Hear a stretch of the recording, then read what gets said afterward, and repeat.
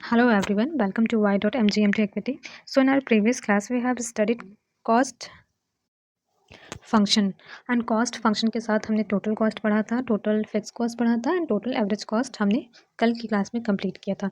सो आज हम लोग आगे बढ़ेंगे और आज मैं आपको बताऊंगी कि एवरेज कॉस्ट क्या होता है, मतलब average cost, average fix cost and average variable cost with tabular representation and graphical representation के साथ मैं आपको समझाऊंगी. तो हम लोग आगे देखिए तो एवरेज कॉस्ट बेसिकली होता क्या है. एवरेज का मतलब क्या होता है कि पर यूनिट, ठीक है, पर यूनिट. तो एवरेज कॉस्ट का मतलब क्या हुआ कि पर यूनिट जो आपका कॉस्ट लग रहा है, ठीक है, प्रोडक्शन पे, वो आपका क्या होगा, एवरेज कॉस्ट होगा. तो यहाँ पे क्या लिखा है, average cost are the per unit cost which explain the relationship between the cost and output in realistic manner. Average cost क्या होता है, एवरेज कॉस्ट वो कॉस्ट होता है जो पर यूनिट हम लोग आउटपुट को जो प्रोड्यूस करते हैं, तो एक यूनिट के प्रोडक्शन पे जो हमारी खर्चा लगता है, जो हमारी कॉस्ट लगता है, वो हमारा क्या होता है, एवरेज कॉस्ट होता है. और बेसिकली ये रिलेशनशिप बताता है, किस चीज़ का रिलेशनशिप बताता है, बिटवीन कॉस्ट एंड आउटपुट के बीच का रिलेशनशिप बताता है इन रियलिस्टिक मैनर में. अब ये रियलिस्टिक मैनर में किस तरीके से बताता है, ये मैं आपको आगे ग्राफ और टेबल के through समझाऊंगी. These per unit cost are obtained from total fixed cost, total variable cost and total cost. ये जो per unit cost जो हम लोग यहाँ पे पढ़ेंगे, मतलब average cost, average fix cost and average variable cost जो हम लोग पढ़ेंगे, तो बेसिकली ये कैलकुलेट होकर किस तरीके से आएगा, ये हमारा total cost, total fix cost, total variable cost से कैलकुलेट होकर आएगा. जैसे कि अगर हम लोग एवरेज फिक्स कॉस्ट की बात करें तो हम लोग एवरेज फिक्स्ड कॉस्ट को कैलकुलेट करने के लिए हम लोग क्या करेंगे, टोटल फिक्स्ड कॉस्ट को अगर हम लोग आउटपुट से डिवाइड करें तो हमारा एबीसी कैलकुलेट होकर आ जाएगा. इसी तरह हमारा average cost and average variable cost भी कैलकुलेट होकर आएगा. ठीक है, तो यहाँ पे अगर आप देखिए तो 3 डिफरेंट टाइप्स ऑफ पर यूनिट कॉस्ट के भी 3 टाइप्स है. मतलब कि पर यूनिट कॉस्ट अगर आप निकालना चाहते हो तो उसके भी तीन तीन टाइप्स है. मतलब कि अगर आप फिक्स कॉस्ट का पर यूनिट निकालना चाहते हो, आप वेरिएबल कॉस्ट का निकालना चाहते हो, या फिर दोनों का सम अप का निकालना चाहते हो, तो फर्स्ट आपका क्या है, एवरेज फिक्स कॉस्ट है, देन सेकंड आपका एवरेज वेरिएबल कॉस्ट है, थर्ड आपका एवरेज टोटल कॉस्ट है.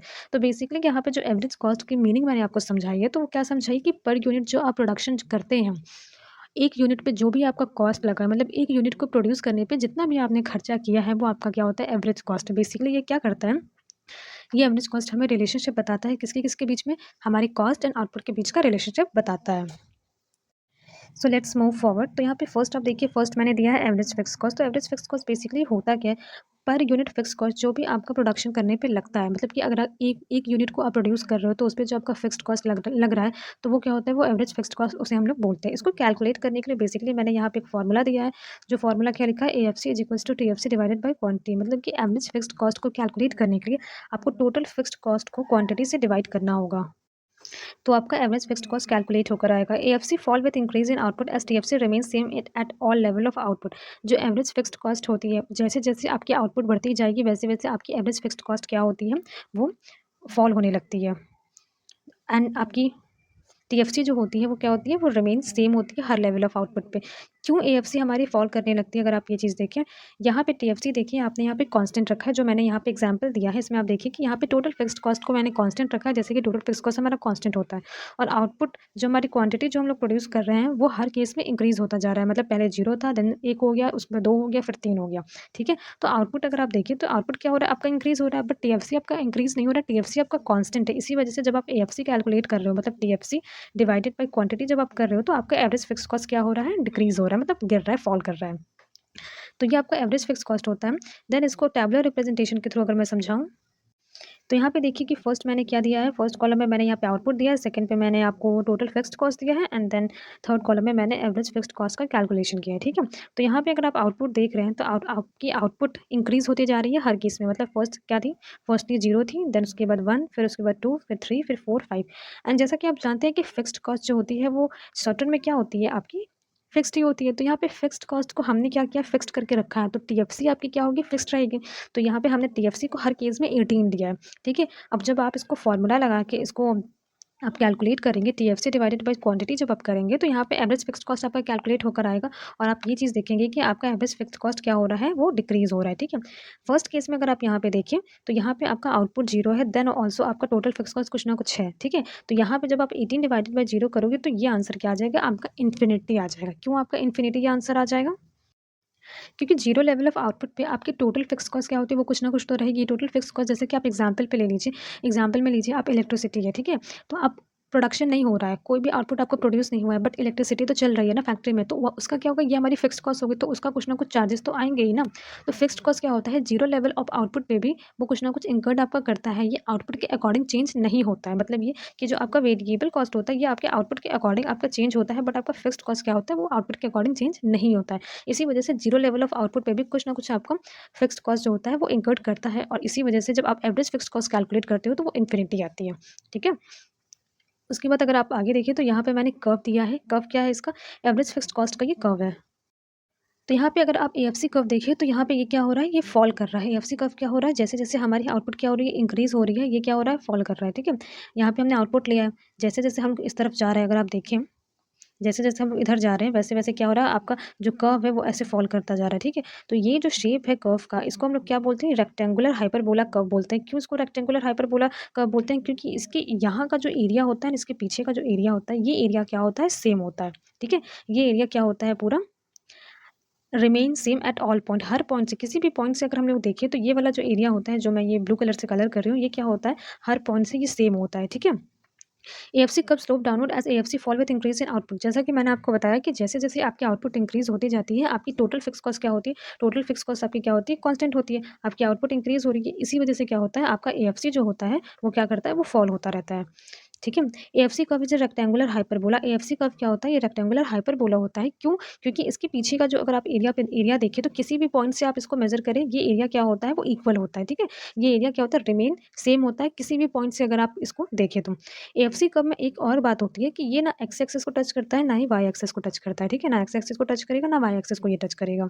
क्यों, के पीछे रीज़न ये है कि जीरो लेवल ऑफ आउटपुट पे भी आपकी फिक्स्ड कॉस्ट कुछ ना कुछ इंकर्ड होती है। अब कुछ ना कुछ आपकी फिक्स्ड कॉस्ट इंकर्ड होती है, इसी वजह से आपकी एवरेज फिक्स्ड कॉस्ट भी इन्फिनिटी हो जाती है। ठीक है, इसी वजह से जब जीरो लेवल ऑफ आउटपुट पे आपकी फिक्स्ड कॉस्ट कुछ ना कुछ रहती है, इसी वजह से ये कभी एक्स या वाई एक्सिस को कभी टच कर ही नहीं सकता है। ठीक है, तो ये हमारी क्या थी, एवरेज फिक्स्ड कॉस्ट कर्व की पूरी एक्सप्लेनेशन थी।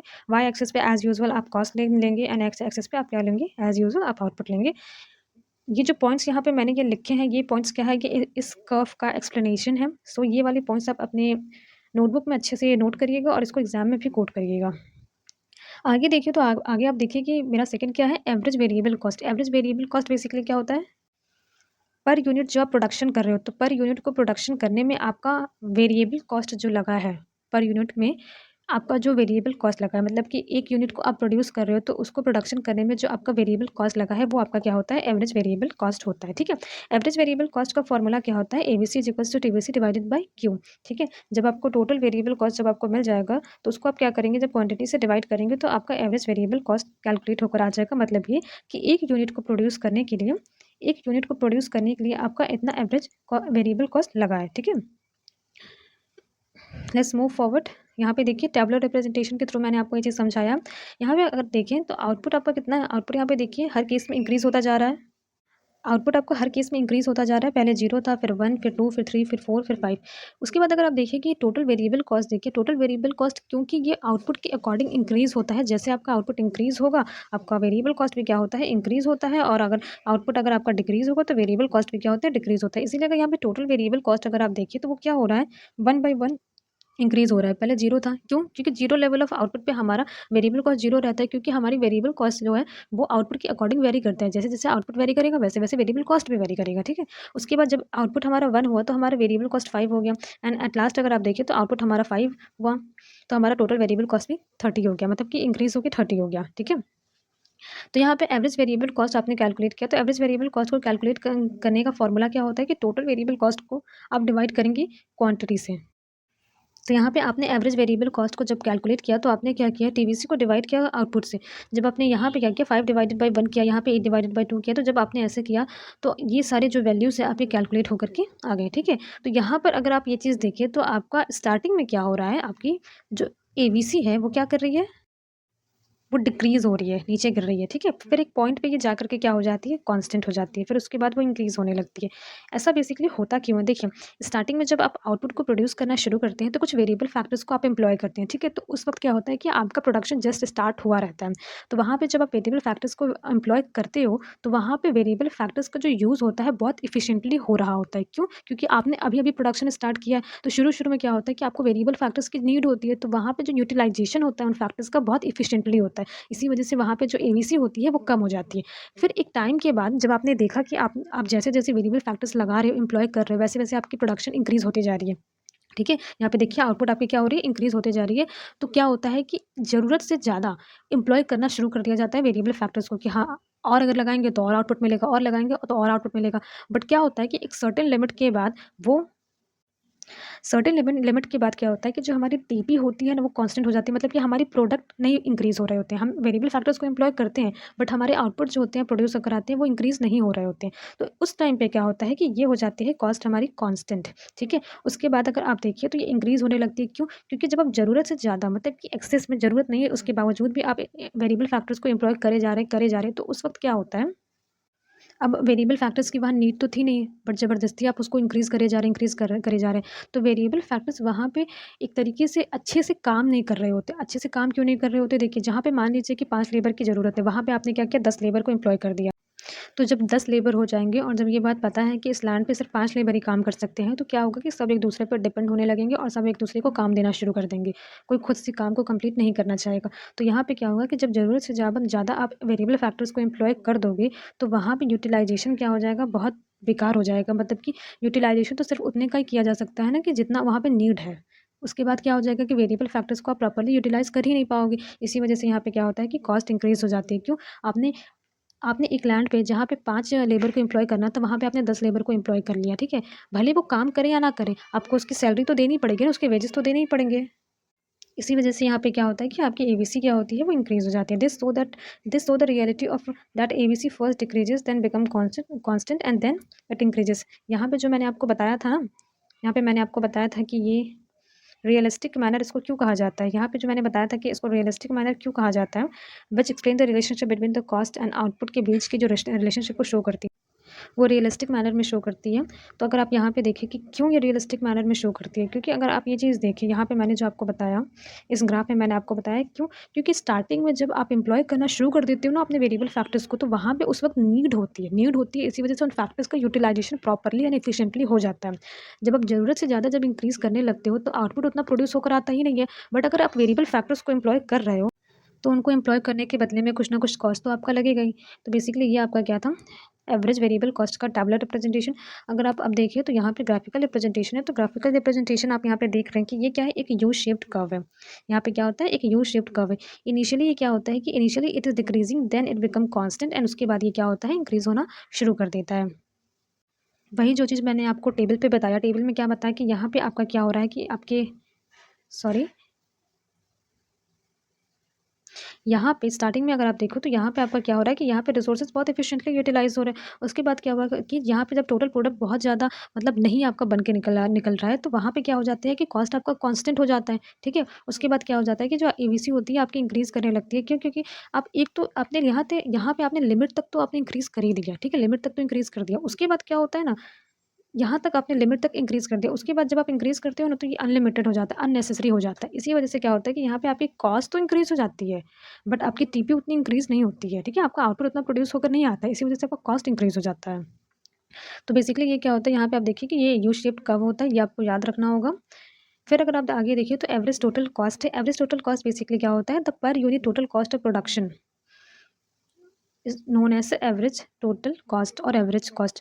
पर unit total cost of production जो आपका होता है, पर यूनिट को जो आप प्रोड्यूस कर रहे हो, तो उसपे जो टोटल कॉस्ट ऑफ प्रोडक्शन होता है, टोटल कॉस्ट ऑफ प्रोडक्शन का मतलब क्या? एएफसी प्लस एबीसी, ठीक है? मतलब ये क्या हुआ कि टोटल कॉस्ट ऑफ प्रोडक्शन क्या होता है कि आपका एवरेज फिक्स्ड कॉस्ट भी लग रहा है, उसके साथ एवरेज वेरिएबल कॉस्ट भी लग रहा है, दोनों को आप सम अप करोगे तो आपका एवरेज कॉस्ट कैलकुलेट होकर आएगा। पर यूनिट पे जो आपका एवरेज फिक्स्ड कॉस्ट लग रहा है प्लस एवरेज वेरिएबल कॉस्ट लग रहा है, उसका जो सम अप होता है वो आपका एवरेज कॉस्ट होता है, ठीक है? तो यहाँ पे अगर इसका फ़ॉर्मूला देखिए तो पहला फ़ॉर्मूला आपका क्या है? पहला फ़ॉर्मूला है आपका average cost is equals to total cost divided by quantity. जैसा कि मैंने आपको बताया था कि एवरेज वेरिएबल कॉस्ट को भी जब जब आप कैलकुलेट करोगे तो टोटल वेरिएबल कॉस्ट को डिवाइड कर दोगे आप क्वांटिटी से। एवरेज फिक्स्ड कॉस्ट जब आप कैलकुलेट करोगे तो टोटल फिक्स्ड कॉस्ट को डिवाइड कर दोगे क्वांटिटी से। वैसे ही एवरेज कॉस्ट को कैलकुलेट करने के लिए टोटल कॉस्ट को डिवाइड कर दोगे आप क्वांटिटी से। तो ये आपका पहला फॉर्मूला है। उसके बाद सेकंड आप फॉर्मूला देखिए जो मैंने आपको बताया, एएफसी प्लस एबीसी, ठीक है। इसको अगर टैबुलर रिप्रेजेंटेशन के थ्रू मैं समझाऊँ तो यहाँ पे आप देखिए, यहाँ पे देखिए क्वांटिटी आपकी मतलब आउटपुट जो हो रहा है वो आपका क्या हो रहा है, इंक्रीज़ हो रहा है। यहाँ पे आपने एएफसी कैलकुलेट कर लिया था। एएफसी कैलकुलेट करने का आपका फॉर्मूला क्या था? एएफसी कैलकुलेट करने का आपका फॉर्मूला था total fixed cost divided bye output. और एएफसी क्या होती है, जैसे-जैसे आपकी आउटपुट इंक्रीज़ होती है, आपकी एवरेज फिक्स्ड कॉस्ट क्या होती है, वो कम होती जाती है, ठीक है। यहाँ पे एवरेज वेरिएबल कॉस्ट आप देख लीजिए, ये भी हमने कैलकुलेट किया। इसका भी फॉर्मूला क्या होता है कि टोटल वेरिएबल कॉस्ट को डिवाइड करेंगे क्वांटिटी से, तो आपका एवरेज वेरिएबल कॉस्ट आ जाएगा। उसके बाद जब आप इसको कैलकुलेट करेंगे, एवरेज कॉस्ट को जब आप कैलकुलेट करेंगे, तो आप यहाँ पे देखिए कि एवरेज कॉस्ट को जब आपने कैलकुलेट किया तो स्टार्टिंग में ये क्या हो रहा है, स्टार्टिंग में ये डिक्रीज़ हो रहा है। स्टार्टिंग में क्या हो रहा है, ये डिक्रीज़ हो रहा है एवरेज कॉस्ट। उसके बाद क्या हुआ, एक पॉइंट पे जाके ये कांस्टेंट हो गया एंड उसके बाद वो क्या किया, इंक्रीज़ होना शुरू किया। इसके पीछे का भी रीज़न वही है, लॉ ऑफ वेरिएबल प्रोपोर्शन, जो मैंने आपको समझाया था कि स्टार्टिंग में क्या होता है कि जब आप बहुत एफिशिएंटली जब आप यूटिलाइज़ कर रहे हो तो उसकी वजह से आपका कॉस्ट कम हो जा रहा है, ठीक है। उसकी वजह से आपका कॉस्ट कम हो जा रहा है। उसके बाद एक पॉइंट पे जाके ये कांस्टेंट हो जाता है। उसके बाद आपका कॉस्ट इंक्रीज़ होने लगता है। क्यों? क्योंकि आप ज़रूरत से ज़्यादा फैक्टर्स को एम्प्लॉय करना शुरू कर दिए हो, ठीक है। तो बेसिकली यहाँ पे अगर देखिए तो इसको मैं और अच्छे से आपको एक्सप्लेन करके बताऊँ। तो देखिए यहाँ पे होता क्या है कि टोटल फिक्स कॉस्ट जो होता है ना, वो हर लेवल ऑफ आउटपुट पे क्या होता है, फिक्स होता है। इसी वजह से जो जब आप एएफसी को कैलकुलेट करते हो ना, तो आपका एएफसी क्या होता है, वो नीचे गिरना शुरू कर देता है, क्योंकि आपकी आउटपुट इंक्रीज़ हो रही है, बट आपका फिक्स्ड कॉस्ट इंक्रीज़ नहीं हो रहा है। और वेरिएबल फैक्टर जब आप देखते हो, तो वेरिएबल फैक्टर को देखो, आप हर आउटपुट पे उसको इंक्रीज़ कर रहे हो, हर आउटपुट पे उसको इंक्रीज़ कर रहे हो। इसीलिए जब इसमें जब चेंजेस आते हैं ना, तो इनिशियली क्या होता है कि वो डिक्रीज़ हो रहा होता है। क्यों डिक्रीज़ हो रहा होता है? क्योंकि जब आप वेरिएबल फैक्टर्स को जब आप एम्प्लॉय करते हैं ना, तो स्टार्टिंग में यूटिलाइजेशन बहुत एफिशिएंटली और बहुत प्रॉपर्ली होता है। फिक्स्ड कॉस्ट तो आपका फिक्स्ड है। क्यों कॉस्ट फिक्स है? क्योंकि देखिए फिक्स्ड फैक्टर जो होते हैं ना, फिक्स्ड फैक्टर पे जो आप खर्चा कर रहे हैं वो आपके फिक्स्ड कॉस्ट होता है, ठीक है? और फिक्स्ड फैक्टर जब आपने कांस्टेंट रखा है तो आपका फिक्स्ड कॉस्ट भी कांस्टेंट रहेगा, ठीक है? इसी तरह वेरिएबल कॉस्ट क्या होता है, वेरिएबल फैक्टर्स पे जो आप खर्चा कर रहे हैं वो आपका वेरिएबल कॉस्ट है। अब वेरिएबल फैक्टर्स हर एक आउटपुट पे इंक्रीज़ कर रहे हो, इसी वजह से आपका कॉस्ट भी इंक्रीज़ हो रहा है, ठीक है? इसीलिए वो इनिशियली क्या होता है, वो डिक्रीज़ कर रहा होता है, क्योंकि आपने जब प्रोडक्शन स्टार्ट किया तो आपको चीज़ों की ज़रूरत है, वेरिएबल फैक्टर्स की ज़रूरत है, तो वहाँ पे एफिशिएंटली यूटिलाइज़ होता है। एफिशिएंटली यूटिलाइज़ होता है, इसीलिए खर्चा आपका कम हो जाता है। उसके बाद एक पॉइंट पे जाके कांस्टेंट होने के बाद वो इंक्रीज़ करने लगता है। क्यों? क्योंकि आपके पास आज़ादी है वेरिएबल फैक्टर्स को ज़्यादा एम्प्लॉय करने की, तो आप एक्सेस में उसको लगाना शुरू कर देते हो। उसी वजह से यहाँ पे कॉस्ट आपकी इंक्रीज़ हो जाती है। तो बेसिकली यही एक रीज़न होता है जिसकी वजह से आपकी जो एवरेज कॉस्ट है वो देखा जाए तो यहाँ पे ये भी क्या है, आपकी यू शेप्ड कर्व होती है, ठीक है? यहाँ पे मैं आपको रिलेशनशिप बताऊँगी, average cost, average variable cost and average fixed cost किस तरीके से इनका मूवमेंट होता है। तो यहाँ पे देखिए मैंने लिखा है, average cost curve will always lie above the ABC curve because AC eight all level of output include both ABC and AFC. ये हमेशा ऊपर क्यों रहती है एबीसी एंड एएफसी की ये वाली लाइन? क्यों? क्योंकि यहाँ ये क्या होती है, ये सम अप होती है। किसकी सम अप होती है? हमारी एबीसी एंड एएफसी के बीच का ये सम अप होती है, ठीक है? तो आप जैसा कि मैंने बताया था कि 0 लेवल ऑफ आउटपुट पे आपकी एएफसी कुछ ना कुछ रहती है, बट एबीसी नहीं रहती है। क्योंकि एसी हमारी दोनों का सम अप है, इसी वजह से एबीसी का इस पे असर पड़ता है। इसी वजह से क्या होती है, ये दोनों कर्व के ऊपर रहती है, एबीसी के भी ऊपर रहती है, एएफसी के भी ऊपर रहती है। As the output increase the gap between the AC and ABC curve decreases. जैसे-जैसे आउटपुट बढ़ेगा, वैसे-वैसे क्या होता है कि एसी एंड एबीसी के बीच का जो गैप होगा, वो क्या होगा, डिक्रीज़ होता जाएगा, ठीक है? जैसा कि मैंने आपको बताया था कि लास्ट में क्या होता है कि हमारी एबीसी कॉस्ट जो होती है, वो क्या होती है, इंक्रीज़ करना शुरू कर देती है, ठीक है? तो जैसे-जैसे आउटपुट आपका बढ़ेगा, वैसे-वैसे क्या होगा, आपकी एबीसी बढ़ेगी। क्यों? आप आउटपुट का प्रोडक्शन ज़्यादा करोगे तो आपको कॉस्ट भी तो बढ़ जाएगा ना, वेरिएबल फैक्टर ज़्यादा एम्प्लॉय करोगे तो वेरिएबल कॉस्ट भी तो बढ़ जाएगा। इसी वजह से एसी एंड एबीसी के बीच का जो गैप होता है ना, वो कम होता जाता है। थर्ड पॉइंट आपका क्या है? थर्ड पॉइंट लिखा है, AC and ABC curve never intersect because AFC never become 0। AC and ABC curve आपका कभी इंटरसेक्ट नहीं करेगा। क्यों नहीं इंटरसेक्ट करेगा? क्योंकि एएफसी आपका किसी भी लेवल ऑफ आउटपुट पे 0 होगा ही नहीं। क्योंकि एवरेज फिक्स्ड कॉस्ट क्या होती है, मतलब फिक्स्ड कॉस्ट की अगर हम लोग बात करें तो 0 लेवल ऑफ आउटपुट पे भी हमारी जो फिक्स्ड कॉस्ट होती है वो कुछ ना कुछ रहती है, ठीक है? इसी वजह से जब आप एवरेज फिक्स्ड कॉस्ट को जब कैलकुलेट करते हो ना, तो वो कुछ ना कुछ क्या होता है, आपका इन्फिनिटी में आता है, ठीक है? इन्फिनिटी आपका आता है। इन्फिनिटी का मतलब क्या? मतलब ये कि जिसका कोई एंड नहीं है, ठीक है? तो यहाँ पे मैंने आज आपको समझाया, क्या आपको बताया, average cost, average variable cost and average fixed cost as well as relationship भी मैंने आपको समझा दिया। तो आज की क्लास में यहीं तक, एंड नेक्स्ट क्लास में हम लोग मार्जिनल कॉस्ट पढ़ेंगे। So thank you for your time and please like, share and subscribe. All the very best. Thank you.